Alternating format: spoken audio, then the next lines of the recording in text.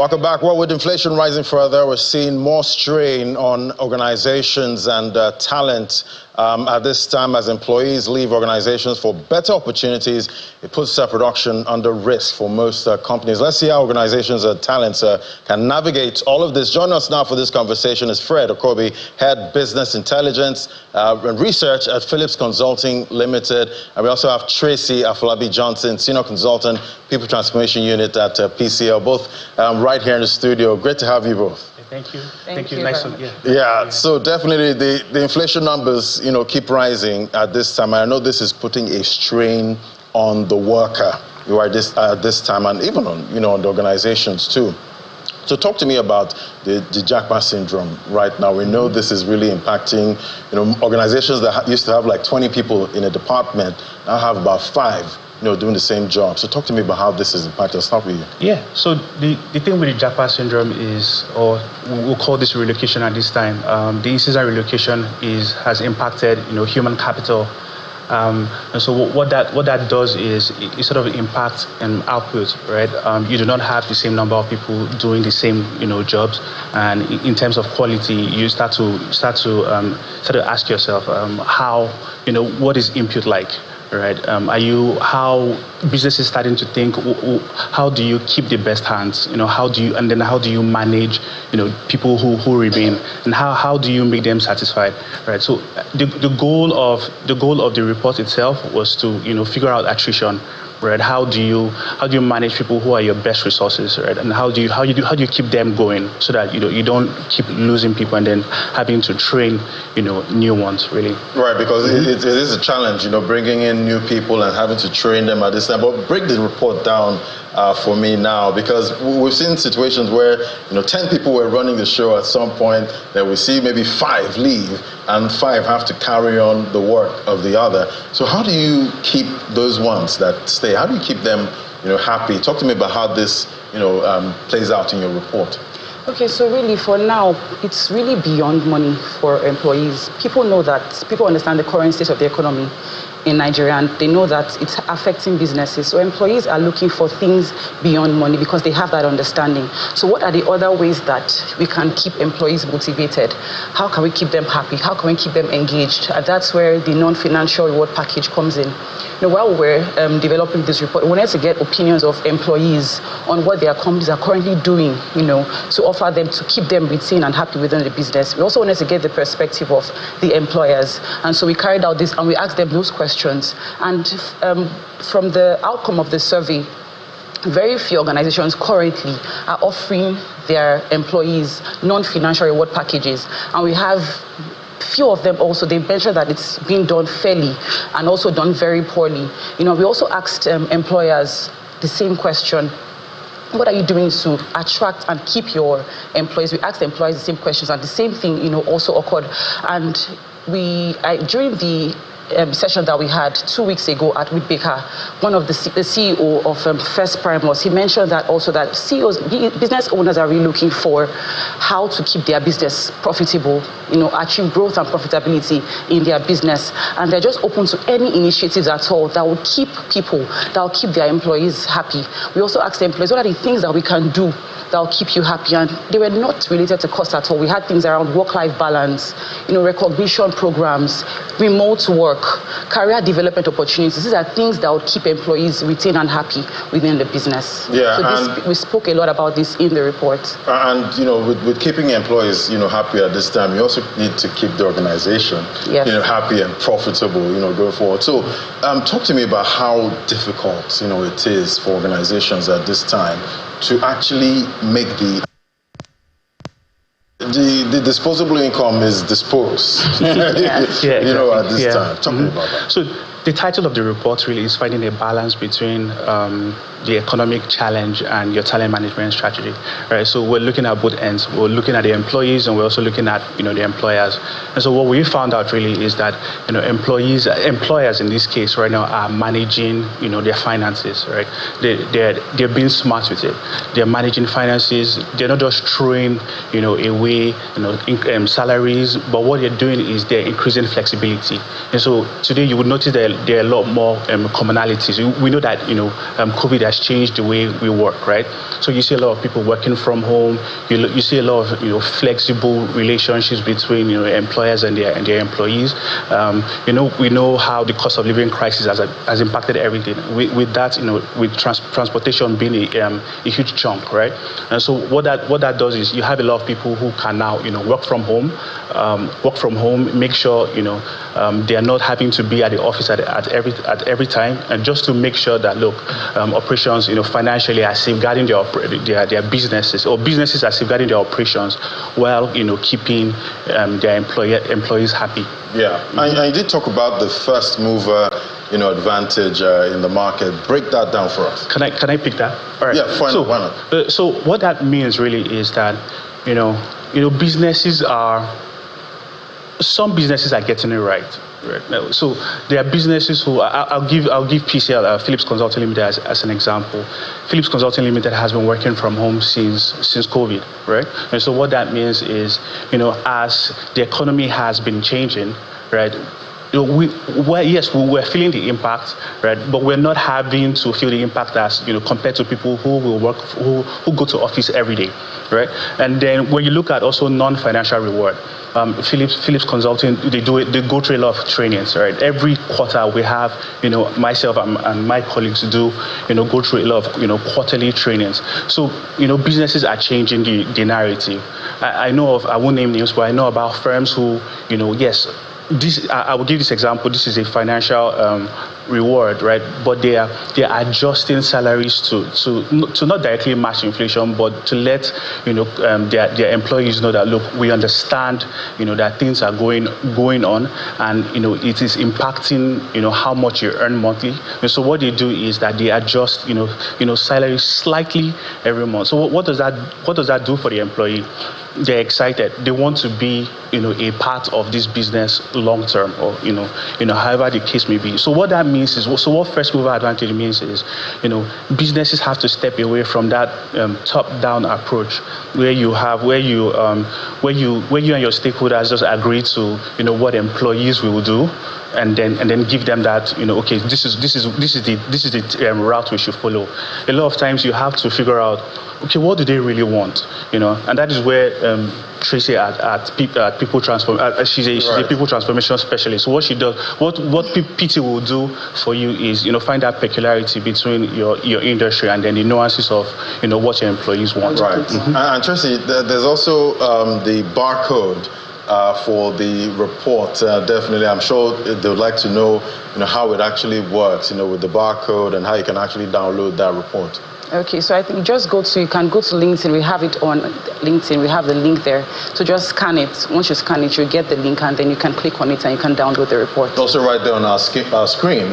Right now you can also scan the code, and you also get the report, every detail right there. And I'm sure it wasn't easy, putting that report together. But break it down for me. I'm sure you found some really interesting, unusual details, when you were putting that together. Talk to me about that. Okay, so that's why we call it non-financial reward packages. So we have the idea that people are looking for money. Again, like I mentioned earlier, people understand where we are right now, and the generation of the workforce that we have today, they are looking beyond money. They want a place that can offer them career development opportunity, a place they can grow in their career, a place that doesn't stifle their creativity, a place that promotes flexibility. That's what the workforce is looking for right now, and that's why forward-thinking organizations are going to create policies and processes around that. Outcomes of this survey, most of the responses for what would keep them in a business and keep them engaged the highest was learning and development opportunities, because they want to grow in that business. There has to be an alignment between the business goals and their personal goals. They mentioned flexible work also, a place where you can come in at will and close from work at will, a place that you can work remotely or go on some days, and that is even connected to productivity. It helps the business productivity. It helps you think of other ways that you can measure business productivity. This is what the people are looking for today, and this is what we captured in the report. So businesses can look at that report and look for other creative ways that they can keep their employees engaged and ensure that their business is productive outside money. And Fred, definitely, we know when organizations are trying to save money, they're going to try and shave off some of the labor force working for them at that time. But talk to me about, as an employee, how to keep your position to make sure you're not one of those that have to be cut off? Oh, it's simply about, finding ways to be better, right? Taking on greater responsibilities within the firm. You have to step out from, okay, this is my role. You have to step out from that narrow scope of, okay, this is my role and this is what I should do, right? You have to start thinking beyond that. So how are my decisions, how are my responsibilities impacting, the greater business as a whole, right? So with that thinking, yes, the business will understand, look, you're not just an employee, you have a buy-in into, whatever the business is trying to achieve. Right, and Tracy, still looking at the whole Japa syndrome, I'm sure there are some bright spots, because we've heard some people talk about, you leave the country, you go and get some good opportunities, but you still come back here and do some great things. Is that what you're seeing? I'll give an example. Someone in the banking sector that we interviewed when we were developing the report, he mentioned, oh yes, people want to japa, but the grass is not actually greener on that side. It's not so easy as people make it seem. For him, he's enjoying where he works here. He praised his organization, they are doing things to keep them productive. So he said he would rather focus his energy on achieving his goals there while looking for side hustles, other ways to generate revenue. So really within Nigeria, people are thinking of survival strategies, thinking of other things that they can do outside their 9 to 5. That's why this flexible work arrangement comes in. As long as I can give in my best to this business because I'm working within my time, I can do other things to generate revenue, and I'm still happy within everything that is happening in the confines of the country. Now, how do you balance that without getting distracted, from your main work? Oh, it's simple. KPIs, strict KPIs. What am I supposed to do in my organization? What are the 3 things I'm supposed to achieve? Once I can get that going, I can also do other things, and that's where productivity comes in. Being able to measure your productivity. Right, and definitely the minimum wage issue will definitely play into all of this. At this time, we're still seeing negotiations between the federal government and labor. At this time, do you think this keeping workers on edge? Yeah, I mean, definitely, it would keep workers on edge because again, it's a domino effect really.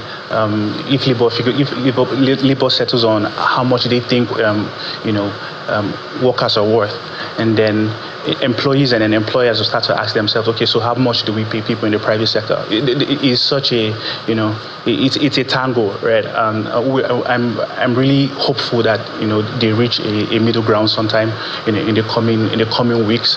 But I guess I believe the goal of this report is trying to figure out, so what do you do when money isn't enough, right? How do you figure out how to satisfy your employees? How do you keep them engaged? How do you keep them excited, right? And so for the public sector and also the private sector, employees have to start thinking in this regard. Right, and Tracy, definitely, talking about employees started to think, in that level. We know organizations will have to step it up, at some point, to meet up with most of the obligations at this time. But break it down for me, where the headwinds are there, right now, but we all have to navigate it, somehow. So talk to me about how both the employees and organizations can actually work together and not work against, each other in this situation. I think it starts with business leaders, managers, HR leaders coming to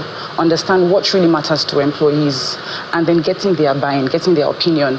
Because there's one thing about shoving things down people's throats and then getting their buy-in into what you want to implement in the business. So just getting people, asking them what matters to you, what will keep you happy, what will keep you engaged, and then finding what the return on investment will be on the business, seeing how it's going to affect the business, and then implementing it, creating processes, policies around them, implementing and also assessing the impact it's having on the business and the employees. Once you do that consistently, continually, and keep on getting their feedback on it, you're going to achieve success. And talking about getting constant, feedback at this time, definitely that takes a lot, of commitment, from both sides. How do you keep that going? First of all, let me say that PCL will help you get great feedback at any point, in the business. So help you as a business, make these decisions. But I mean, I wouldn't say it's easy to do, right? I mean, it takes a lot of work. But feedback can be taken at any time.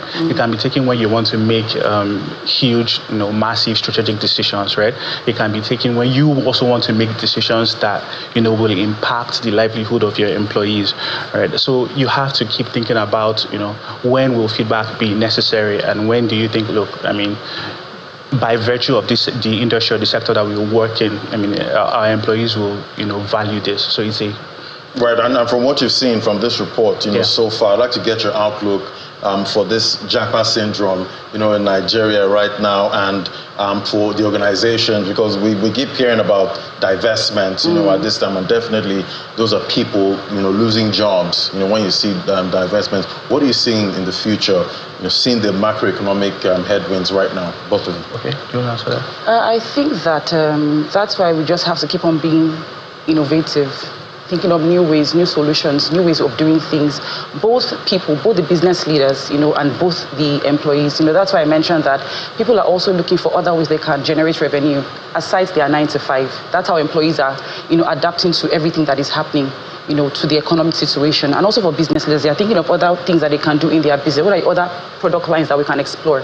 What are other services that we can offer? So we have to keep on being innovative constantly for us to adopt everything that is happening in the economy. All right, and I guess all hope is not lost at this point. Of course, all hope is not lost, yeah. All right, I want to thank you both for coming on. Yeah, talking to Tracy Afolabi Johnson, Senior Consultant, People Transformation Unit at PCL, and Fred Okobi is the Head Business Intelligence and Research, Phillips Consulting Limited. It was great having you, you both, and let's hope we all don't jackpot. Thank you for your time. Thank you. Take care. All right, so definitely it's still a public holiday, and the markets are still closed. They're going to be closed again tomorrow. We're going to get the first trading day for this week. That's coming on Wednesday. We'll see the way the market actually reacts to that. But for Friday's close, 0.71% was quite a positive close last week. The equity cap is at 56.52, trailing from the last close. And we look at the trading activity for the market. We see it was just deals in the red, 33,709, lower compared to the previous one. But for volume, that was up 54.6% at 2.63 billion. So it was positive sentiment. That's how the markets, that's how investors left the markets last week. And definitely we'll see if that's going to play out, even though it's a holiday shortened week this week. That's it from me on Business Morning. I'm Ladi Williams. It's back to the Sunrise Daily team.